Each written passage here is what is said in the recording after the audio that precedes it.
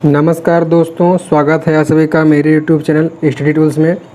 तो आज के इस क्लास में हम प्रश्नावली 4.3 के क्वेश्चन नंबर 3 को सॉल्व करेंगे, जिसमें कि दिया हुआ है कि निम्न समीकरणों के मूल ज्ञात कीजिए।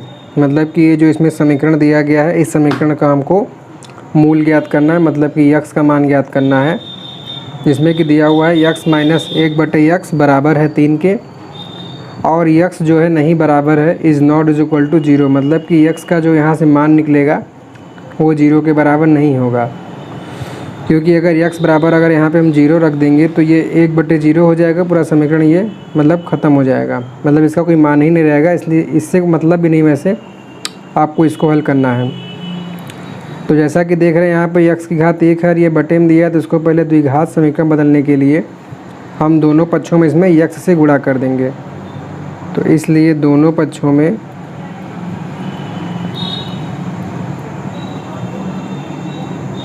यक्स से गुणा करने पर, तो जब इस समीकरण में हम यक्स से गुणा करेंगे तो इस पक्ष में यक्स माइनस 1/x है, यहाँ पर यक्स से गुणा हो जाएगा और इधर 3 में यक्स से गुणा हो जाएगा। तो यहाँ यक्स से यक्स में गुणा होगा तो ये यक्स स्क्वायर माइनस फिर इस यक्स से 1/x में गुणा होगा, अब बराबर 3x दिया हुआ है। तो यहाँ पे यक्स से यक्स तो कैंसिल हो जाएगा, तो यहाँ बचेगा यक्स स्क्वायर माइनस 1 बराबर 3x।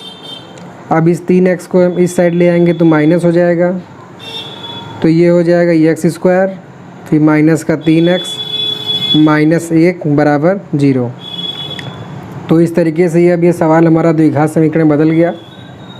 अब जैसा कि हम जानते हैं कि द्विघात समीकरण के मूल ज्ञात करने के दो विधि हैं, जैसा कि मैंने क्वेश्चन नंबर 1 में आपको पूर्ण वर्ग विधि बताया था और क्वेश्चन नंबर 2 में मैंने आपको जो है द्विघाती सूत्र विधि बताया था। तो दोनों में से आप चाहें जो विधि से इसको हल कर सकते हैं। मैं यहाँ पर इसको द्विघाती सूत्र विधि से हल कर रहा हूँ, जिसमें हम क्या करते हैं, पहले दिए गए द्विघात समीकरण के जो हमारा व्यापक द्विघात समीकरण रहता है उसे तुलना करते हैं, जो कि होता है ax square plus bx plus c बराबर 0। तो इससे जब हम तुलना करेंगे तो तुलना करने पर यहाँ से a का मान 1 निकल जाएगा और b का मान आ जाएगा माइनस का 3 और c का मान आ जाएगा माइनस का 1। तो इस तरीके से a, b और c का मान निकल जाता है। तो जैसा कि हम द्विघाती सूत्र जानते हैं कि होता है यक्स बराबर माइनस b प्लस माइनस करणी में b स्क्वायर माइनस 4ac बटे में 2a। तो इसी समीकरण में हम a, b और c तीनों का मान रख देंगे। तो जब यहाँ पर हम a, b और c तीनों का मान रखेंगे तो b बराबर जैसा कि 3 है तो ये -3 पहले से है और b की जगह हो जाएगा माइनस का 3, फिर प्लस माइनस अंडर रूट -3 का स्क्वायर हो जाएगा -4, a का मान 1 है और c का मान है माइनस का 1। अब पूरे बटे में 2a मतलब 2 और a का मान है 1। तो यहाँ से x का जो मान निकलेगा 3 में 3 का गुणा होकर 9 हो जाएगा और माइनस माइनस प्लस, तो ये हो जाएगा 3 त्रिका 9 प्लस माइनस करणी में -3 का स्क्वायर करेंगे तो 9 हो जाएगा, ये माइनस और ये माइनस गुणा होकर प्लस हो जाएगा, 4 एकम 4 और 4 में फिर 1 से गुणा होगा तो 4 ही होगा और बटे में हो जाएगा 2 एकम 2। तो इस तरीके से यक्स का मान आ गया 9 प्लस माइनस करणी में 9 4 13 और बटे का 2। अब जैसे कि ये एक द्विघात सूत्र है तो यहाँ यक्स के 2 मान आएंगे, तो जब हम इसमें प्लस माइनस में जब इसको प्लस लेंगे तो प्लस लेने पर यक्स का जो मान आ जाएगा वो हो जाएगा 9 प्लस करणी में 13 बटे 2, और दोबारा जब हम माइनस लेंगे तो माइनस लेने पर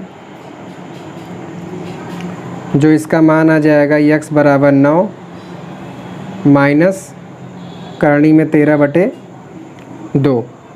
तो इस तरीके से इस समीकरण को हल करने पे हमारा x का 2 मान आ गया। अब मैं आपको बता देता हूँ कैसे इसको आपको नोट करना है। तो जैसा कि हमारा समीकरण दिया हुआ था, इसमें हमने दोनों पक्षों में पहले x से गुणा किया। गुणा करने पर हमारा ये समीकरण बन गया। फिर इसको हमने द्विघात समीकरण रूप में लिख के a b c का मान ज्ञात कर लिया व्यापक समीकरण से तुलना करके, और फिर उसके बाद द्विघाती सूत्र में रख के x का मान निकाल लिए। तो इस तरीके से एक को x का मान प्लस में ये आया और माइनस में ये आया। तो इस तरीके से हमारा ये क्वेश्चन भी सॉल्व हो जाता है। आशा करता हूँ बताया गया सवाल आपको समझ में आया होगा। तो प्लीज़ कमेंट बॉक्स में कमेंट करके बताइएगा। कोई प्रॉब्लम हो तो उसको भी बताइएगा। और अगर अभी तक आपने हमारे चैनल को सब्सक्राइब नहीं किया तो प्लीज़ सब्सक्राइब कर लीजिएगा, जिससे कि आप इसी तरीके से डेली एक नई वीडियो से अपडेट रहें। So thanks for watching.